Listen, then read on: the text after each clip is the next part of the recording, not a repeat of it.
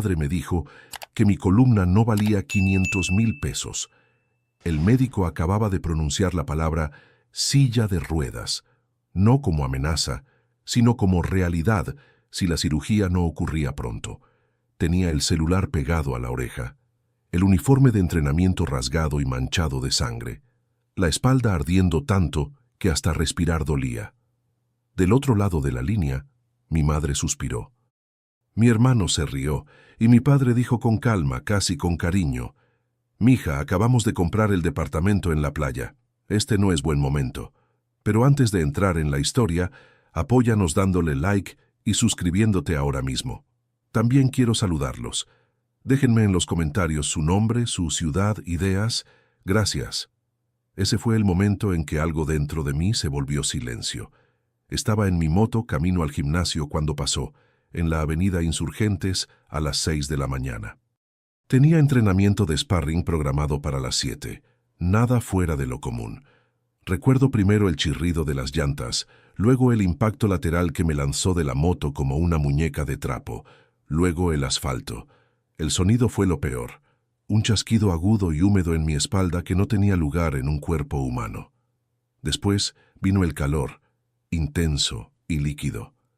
Luego la parálisis absoluta de mis piernas. El dolor en el boxeo no es novedad. Aprendes temprano a separar la molestia del peligro. Golpes en las costillas, cortes en las cejas, dedos dislocados. Esto era diferente.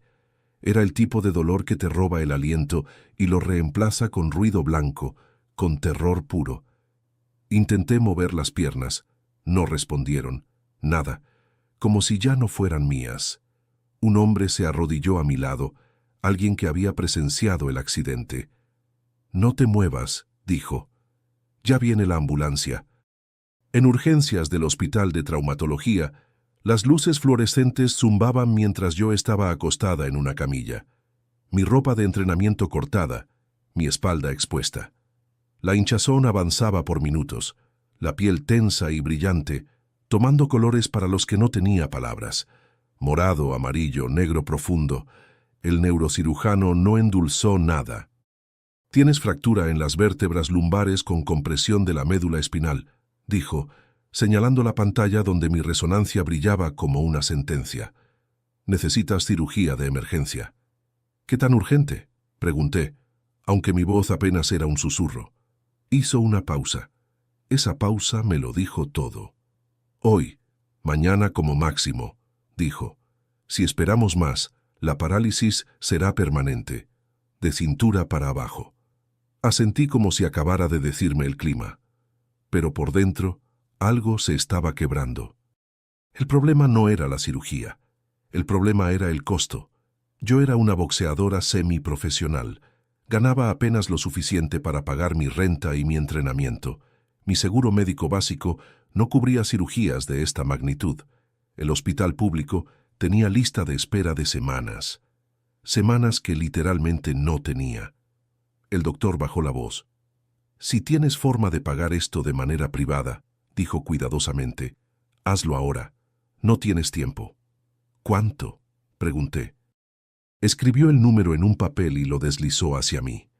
500,000 pesos. Ese era solo el costo de la cirugía de emergencia, sin contar rehabilitación, medicamentos, terapia física. El enganche para poder volver a caminar, para poder volver a pelear algún día. Esa tarde, acostada en la cama del hospital con morfina goteando en mis venas, miré mi celular durante mucho tiempo antes de llamar a casa. Mis piernas seguían sin responder. El pánico era una cosa viva en mi pecho. Mi padre contestó al tercer timbrazo. «¿Qué onda, mija?», dijo alegre, distraído. De fondo escuchaba olas rompiendo. Estaba en la playa, en su nuevo departamento. «Papá», dije, mi voz quebrada. «Tuve un accidente, en la moto, es grave». El tono cambió. «¿Qué pasó?». Expliqué todo. La fractura, la compresión medular, la cirugía urgente, el costo. Mantuve los hechos claros. Le dije que lo pagaría de vuelta. Le dije que solo necesitaba ayuda ahora, en este momento. Que literalmente no podía mover las piernas. Hubo silencio, luego ese sonido familiar. la exhalación que siempre hacía antes de decir que no. «Mija, acabamos de firmar el departamento en Cancún», dijo. «Sabes que invertimos todo ahí. El timing es terrible». Cerré los ojos sintiendo las lágrimas quemando. «Papá, es mi columna. Si no me operan ahora, voy a quedar en silla de ruedas para siempre». «Bueno», respondió con ese tono que conocía tan bien, «eres joven. Te adaptarás. Además, ya te había dicho que ese deporte era peligroso. Y andar en moto era cuestión de tiempo». Mi madre tomó la extensión. Siempre lo hacía cuando las cosas se ponían incómodas. «Mi amor», dijo suavemente, pero con ese filo escondido. «Tal vez esto es una señal. Tú elegiste el boxeo, elegiste la moto, elegiste los riesgos». Hubo una pausa y luego agregó las palabras que me congelarían por dentro. «Una discapacidad te enseñará responsabilidad, te hará madurar». Luego la voz de mi hermano Ricardo cortó, brillante y burlona. «Relájate, hermana», dijo. «Siempre sales adelante. Eres la ruda, ¿no? La boxeadora. Seguro consigues el dinero por ahí». Se rió. Literalmente se rió mientras yo estaba paralizada en una cama de hospital. Miré hacia el techo, sintiendo algo dentro de mí romperse y reconfigurarse al mismo tiempo. Pensé en las palabras del médico. Permanente. Silla de ruedas. Nunca más caminar. Nunca más pelear. «Entiendo», dije. Y lo hice, completamente. No lloré, no supliqué. Colgué el teléfono y me quedé ahí en el silencio estéril del hospital, sintiendo algo dentro de mí asentarse en su lugar. Frío, claro, definitivo. 2 días después, seguía en el hospital. El cirujano había conseguido retrasar la operación 48 horas más, pero no más. «Después de eso», me dijo con gravedad, «el daño será irreversible». Repasé los números en mi cabeza una y otra vez. Tarjetas de crédito ya al límite. Préstamos de día de pago con intereses criminales. Pedirle prestado a mi entrenador, quien apenas ganaba para él mismo. No había salida. Entonces tocaron a la puerta. Mateo entró, mi hermano menor. Chamarra manchada de grasa, manos ásperas, ojeras profundas. Trabajaba 60 horas a la semana en un taller mecánico en Iztapalapa. Salario mínimo. Manos permanentemente cicatrizadas. Se acercó a mi cama y me miró a los ojos. No dijo nada por un momento. Solo miró mis piernas inmóviles bajo la sábana del hospital. Luego, sin una palabra, sacó de su bolsillo un fajo grueso de billetes. 10, 20, 50, arrugados, gastados, manchados de grasa. 8,000 pesos, dijo con voz ronca. Vendí mis herramientas, todas, las que me tomó 3 años juntar. Lo miré, incapaz de hablar. «Las necesitas», murmuré finalmente. «Necesito que camines», respondió. Su voz se quebró. «Necesito que vuelvas a pelear. Yo me las arreglo». Mis padres tenían activos, ahorros, inversiones, un departamento de lujo en la playa que acababan de comprar y que aún estaban amueblando con muebles caros. Mi hermano Ricardo vivía en Santa Fe, en un penthouse, manejando un BMW.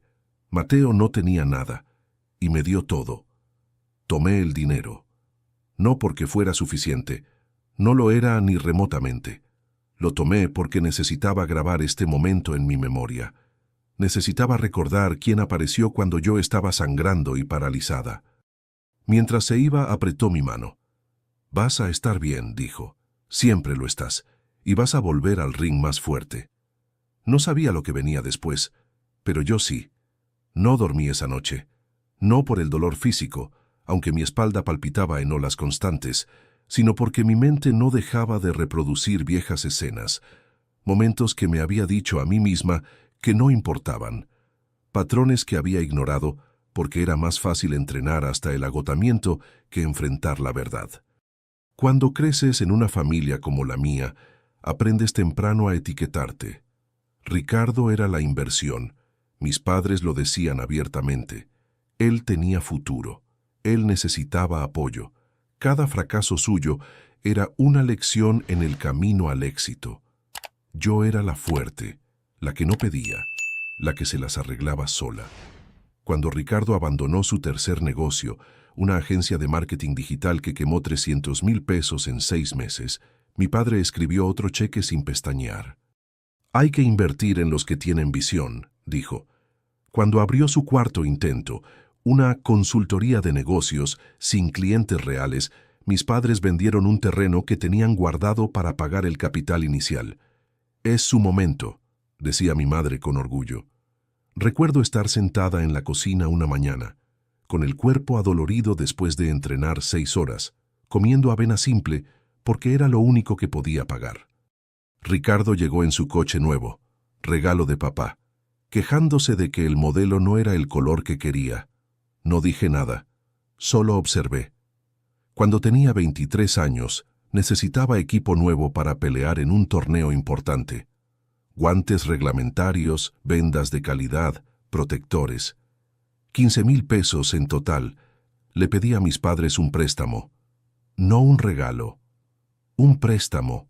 Aceptaron, pero mi padre imprimió un contrato, con interés del 6%. Mi madre insistió en que lo firmáramos frente a un testigo. Es importante que aprendas responsabilidad financiera, dijo.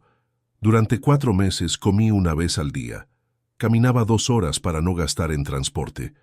Entrenaba con el estómago vacío hasta que mi entrenador me obligaba a comer algo. Les pagué 3 semanas antes de lo acordado. Honestamente pensé, que eso ganaría su respeto, que verían que era disciplinada, comprometida, responsable. No lo hicieron. Solo estableció el estándar de cuánto podía soportar sin quejarme. Ahora, acostada en esta cama de hospital con las piernas muertas bajo la sábana, ese patrón finalmente tenía sentido perfecto. Esto nunca fue sobre dinero. Fue sobre valor, sobre quién merecía ser salvado y quién no. Tenían dinero. Acababan de gastarlo en un departamento de playa. Simplemente no lo tenían para mí. Amigos, cada historia que les cuento sale todos los días, pero YouTube solo se las mostrará si tocan el botón rojo de suscribirse. Toquen suscribirse, activen la campanita y nunca se perderán una historia. Gracias. La mañana siguiente, el cirujano entró temprano. Tenemos que decidir hoy, dijo sin rodeos. ¿Tienes el dinero? Miré los 8,000 pesos que Mateo me había dado. Miré mi celular. Miré el techo. Estoy trabajando en ello, mentí. Él asintió, pero vi la duda en sus ojos. Había visto este escenario cientos de veces. Pacientes sin recursos, cuerpos quebrados, familias que desaparecían. Cuando salió, tomé mi teléfono y busqué lo que había estado evitando. Prestamistas privados, los lugares con sonrisas demasiado amplias y contratos en letra pequeña, los que cobran intereses que te persiguen por años. La oficina olía a desesperación y café barato.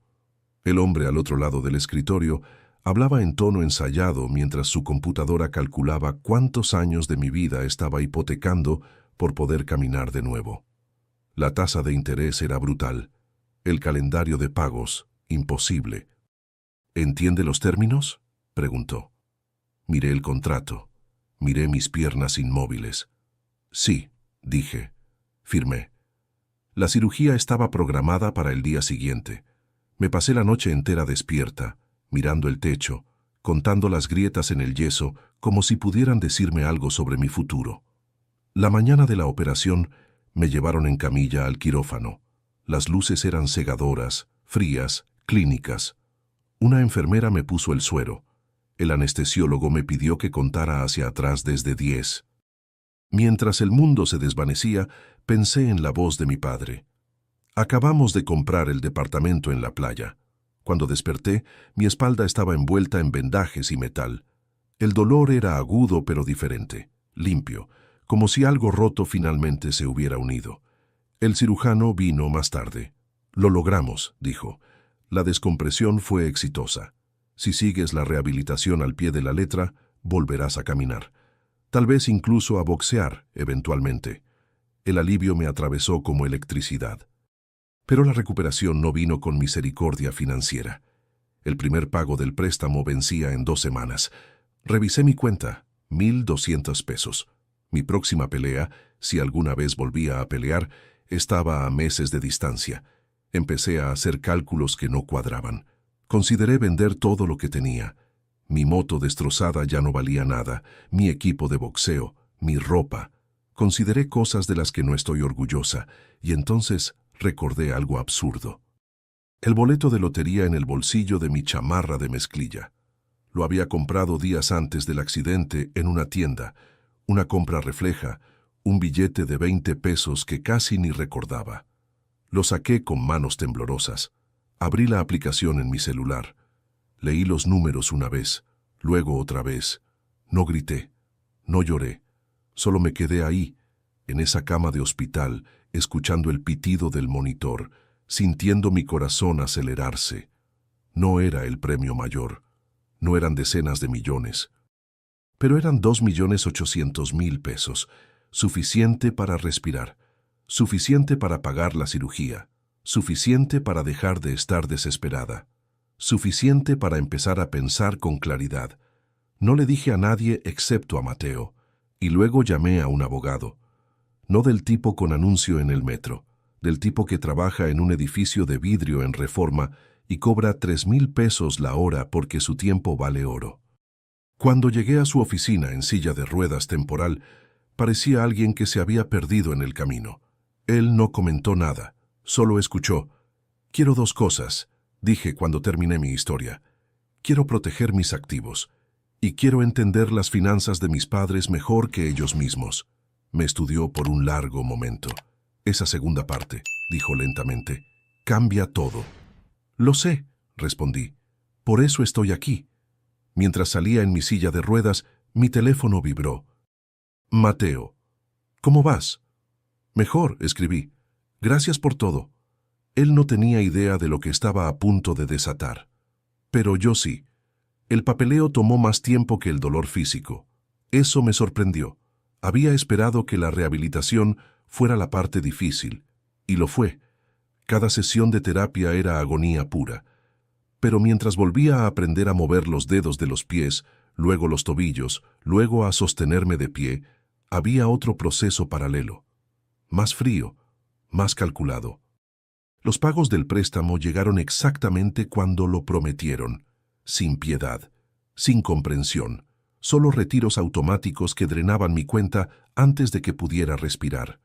Usé el dinero de la lotería estratégicamente, pagué la deuda inmediata, contraté al abogado y empecé a investigar.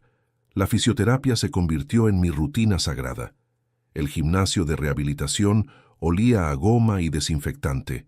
Mi terapeuta, un hombre mayor con manos firmes y voz tranquila, nunca me apuró. «Tu cuerpo no es tu enemigo», me dijo una tarde mientras yo luchaba por mantener el equilibrio en una pierna. «Está tratando de salvarte». Quería creerle. Entre sesiones me reunía con mi abogado. Su oficina daba a toda la ciudad. Piso 25, ventanas enormes, aire acondicionado perfecto. Él nunca levantaba la voz. Solo hacía preguntas precisas y esperaba respuestas precisas. 3 días después de contratarlo, deslizó una carpeta gruesa por su escritorio de vidrio. «Esto», dijo, «es la historia que tus padres se cuentan a sí mismos». Abrí la carpeta. El mito se desmoronó en segundos. El departamento en Cancún, no pagado, ni cerca, habían dado un enganche del 30% sacado de una línea de crédito con interés del 18% anual. El resto financiado a 20 años con cuotas que apenas podían cubrir. La casa en las lomas donde vivían, hipotecada 3 veces, refinanciada para pagar las deudas de los negocios fallidos de Ricardo. 4 meses atrasados en pagos. Avisos de embargo guardados en un cajón sin abrir. El penthouse de Ricardo en Santa Fe. Rentado, no comprado. Y con 3 meses de renta sin pagar. El BMW. Leasing con pagos atrasados. Los negocios de Ricardo. Una fachada. Sin clientes reales. Sin ingresos. Solo gastos cubiertos con dinero de mis padres, que a su vez los sacaban de préstamos. La consultoría exitosa era un escritorio rentado y un sitio web que nadie visitaba. «No son ricos», dijo mi abogado con voz neutra. son una ilusión al borde del colapso. Miré los números hasta que se volvieron borrosos. Habían rechazado 500,000 pesos para salvarme de la parálisis, mientras quemaban millones en mantener una mentira. ¿Podemos protegerte legalmente?, preguntó. Blindar tus activos para que cuando esto explote, no te salpique. Cerré la carpeta. No, dije. No quiero protegerme. Levantó una ceja. Quiero poseerlo todo. Ese fue el momento en que el plan se volvió real. Nos movimos rápido. Formamos una empresa. Un nombre genérico, sin conexión familiar. Limpio, profesional, invisible. A través de esa empresa, nos acercamos a los bancos que tenían las deudas de mis padres. Los bancos odian los préstamos incobrables, aman los libros limpios y negocian más rápido de lo que la gente cree. Compré su deuda, toda, por centavos sobre el peso, no por venganza, por claridad. En 72 horas pasé de ser la hija que dejaron paralizada en un hospital a ser la entidad que poseía su casa, su departamento de playa, sus préstamos, su frágil castillo de naipes. Ellos no lo sabían. Y esa era la parte más difícil, sentarme con ese conocimiento, saber que si entraba a su sala y decía la verdad, nunca firmarían lo que estaban a punto de firmar. Así que no fui como su hija, fui como una oportunidad. Un intermediario profesional los contactó. Pulido, acento europeo que mis padres siempre respetaban más que el mexicano. Se programó una reunión en un club privado del centro, el tipo de lugar donde mi padre se sentía importante. Yo no estuve ahí, no necesitaba estarlo. Escuché la grabación después, cómo el representante de mi empresa les explicó que nos especializábamos en reestructuración de deuda, cómo habíamos identificado su situación como salvable, cómo teníamos una solución, un esquema de venta y arrendamiento. Nosotros compraríamos sus propiedades, ellos las rentarían de vuelta a una fracción del costo. Sin embargo, las escrituras quedaban a nuestro nombre. Alivio inmediato. Sin embargo, nada de exposición pública. Podían mantener su estilo de vida. Incluso recibirían una línea de crédito pequeña para estabilizar operaciones. Mi padre firmó. Lo escuché en su voz. Emocionado, aliviado. Mi madre hizo preguntas, pero solo sobre apariencias. ¿Los vecinos se enterarán? ¿Podemos seguir diciendo que es nuestra? Ricardo habló sobre aprovechar esta oportunidad para expandirse. El contrato era de 50 páginas, denso, lleno de lenguaje legal. Enterrada en la página 43 había una cláusula tan afilada que podría haber sido una navaja. Cualquier violación del contrato, pago tardío, uso indebido de la propiedad, incumplimiento de términos, resultaría en terminación inmediata, posesión inmediata, sin proceso judicial, sin periodo de gracia. No la leyeron. ¿Por qué lo harían? Gente como mis padres nunca cree que las reglas son para ellos. Cuando la pluma tocó el papel, sentí algo asentarse en mi pecho. No alegría, no triunfo, finalidad. Esa noche me levanté de la silla de ruedas por primera vez. Mis piernas temblaron, pero aguantaron. Di un paso, luego otro. Ya no estaba paralizada, y sonreí, no porque había ganado, sino porque finalmente podía sostenerme sola. No apresuré el siguiente movimiento. Esa era la disciplina que el boxeo me había enseñado. Estudia a tu oponente. Espera el momento exacto. Luego golpea donde más duele. Desde afuera, nada cambió.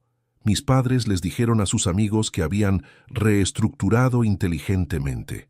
Usaban palabras como estrategia y optimización en las cenas. Ricardo publicaba fotos en Instagram, copas de champán en restaurantes caros, su reloj nuevo, el BMW estacionado frente a lugares exclusivos. Los comentarios lo felicitaban por su éxito. Se veían aliviados, orgullosos, salvados. No tenían idea de que eran inquilinos, de que yo era su casera. Mientras tanto, yo reconstruía mi cuerpo. La fisioterapia progresó de pasos asistidos a caminatas cortas, de caminatas a trotes ligeros, Mi terapeuta me dio permiso para volver al gimnasio. «Estás más fuerte que antes», dijo. «Esa lesión te obligó a reconstruirte correctamente». Entendí perfectamente lo que quería decir. El dolor, cuando se atiende bien, no solo sana, transforma. Financieramente, el mismo principio aplicaba. Una vez que poseí las deudas, los números dejaron de asustarme. Se volvieron herramientas. Yo sabía exactamente cuándo vencían los pagos, cuáles eran los márgenes, qué tan frágil era todo bajo la superficie brillante. La primera señal de problemas vino cuando mi padre llamó, semanas después del acuerdo. Su tono era casual, pero forzado. «Oye, hija», dijo, «no hemos hablado en un rato». Mantuve mi voz neutral. «He estado en rehabilitación». «Ah, claro, claro», dijo rápido. «¿Ya caminas?» «Sí». «Qué bueno». Pausa. «Nosotros hemos estado ocupados, arreglando el departamento de la playa. Quedó increíble». «Me alegro». Esperó que preguntara más, que mostrara interés. Cuando no lo hice, aclaró su garganta y terminó la llamada. Anoté la fecha en mi calendario. Gente como mi padre necesita audiencia. Cuando dejas de aplaudirlos, se ponen nerviosos. El intermediario enviaba reportes mensuales de cumplimiento. Limpios, aburridos, llenos de términos legales. Mis padres los leían por encima, estoy segura. Siempre leían por encima lo importante. Las cláusulas estaban ahí, en negritas, fechas de pago, términos de uso, consecuencias por incumplimiento. Asumían que habría flexibilidad. Siempre había habido flexibilidad para ellos. Si quieren saber cómo termina esta historia y conocer muchas más, denle al botón rojo de suscribirse. Es gratis y me ayuda muchísimo. Llegó diciembre. Y con diciembre, la cena de Navidad. El evento sagrado de mi familia, la mesa perfecta, la comida excesiva, las fotos para redes sociales, el día para demostrar que éramos exitosos y felices.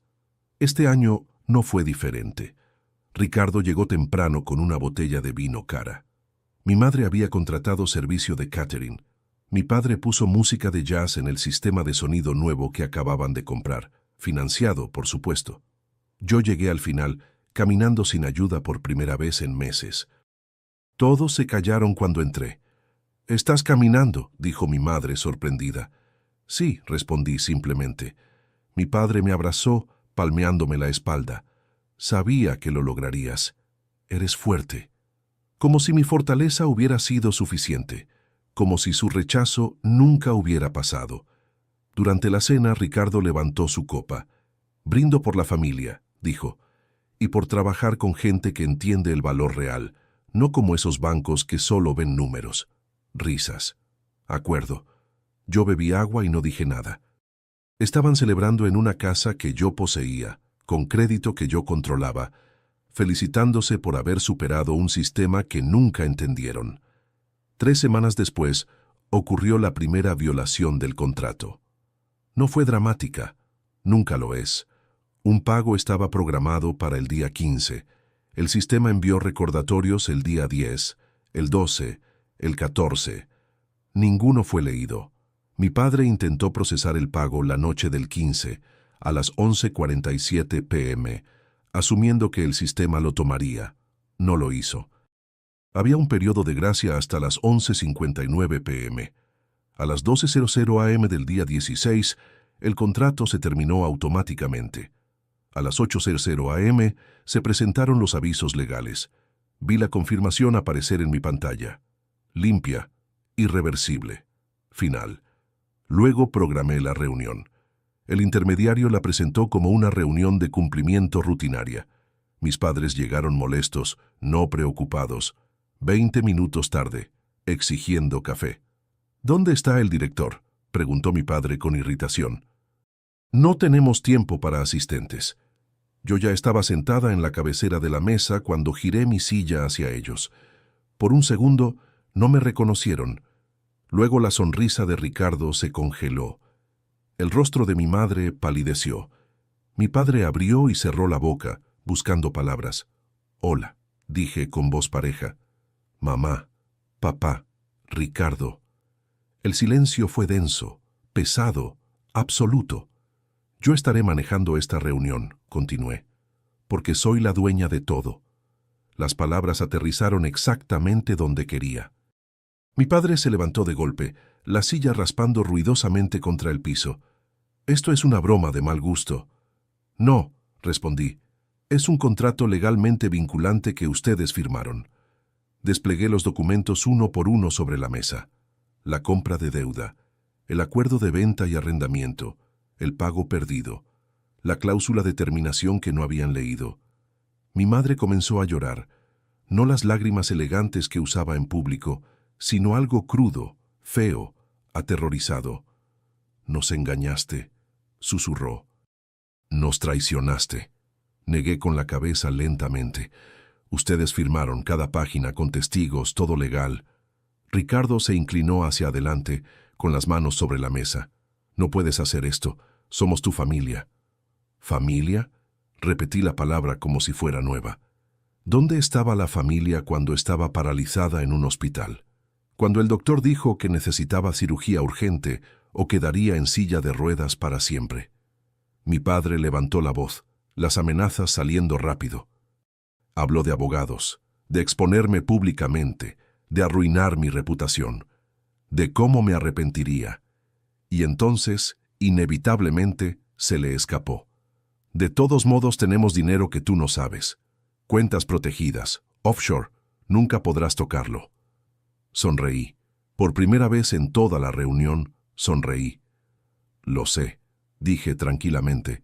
Por eso reporté esas cuentas al SAT hace 3 semanas, con documentación completa. El silencio fue absoluto. ¿Qué? Susurró mi madre. Evasión fiscal, lavado de dinero.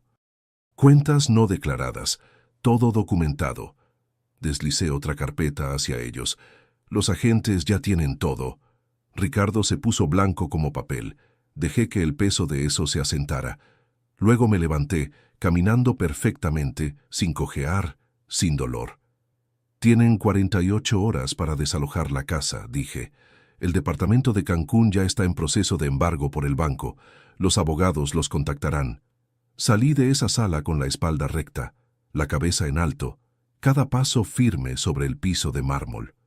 Afuera el aire era frío y limpio. Saqué mi teléfono y llamé a Mateo. «Empaca tus cosas», le dije. «Compré el taller donde trabajas. Ahora es tuyo». Hubo silencio al otro lado. Luego su voz quebrada. «¿Qué?» «Es tuyo. Escrituras a tu nombre, sin deuda. Tu taller». Escuché sollozos. «No tenías que...» «Sí tenía que hacerlo», lo interrumpí. «Tú vendiste tus herramientas por mí. Ahora tienes un taller completo, con equipo nuevo. Eso es lo que hace la familia real».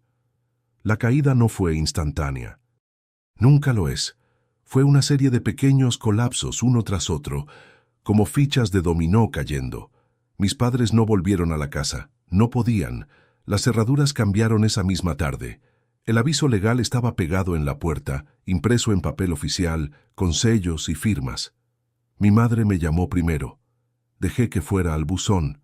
Su mensaje fue largo, incoherente, lleno de súplicas y acusaciones mezcladas.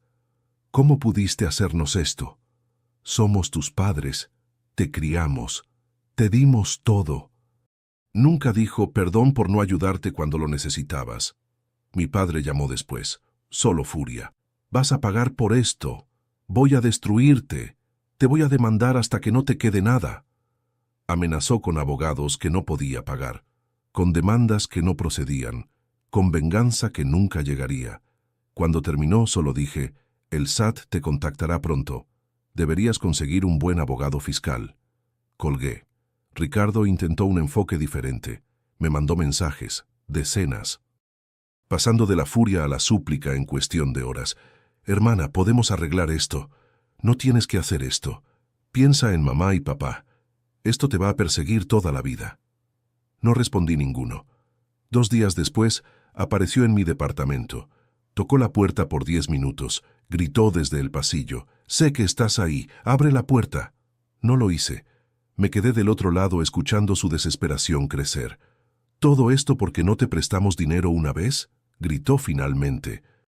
«Eres una psicópata», Esperé hasta que se fuera. Luego llamé al administrador del edificio y pedí que lo agregaran a la lista de personas no autorizadas. Esa noche salí a correr por primera vez desde el accidente. Despacio al principio, probando mi cuerpo, sintiendo cada músculo responder. Luego más rápido. Mi espalda aguantó. Mis piernas respondieron. Corrí 5 kilómetros. Lloré los últimos 2, pero no de dolor, de liberación.